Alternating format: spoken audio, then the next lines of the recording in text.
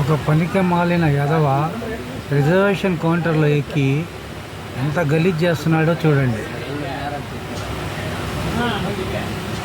వాడి మేనస్ ఉందో లేదో అర్థం కావట్లేదు.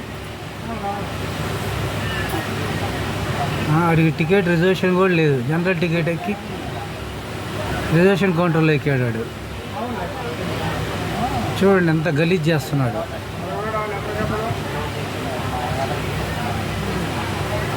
ఒకసారి వాడి పేరు చూడండి.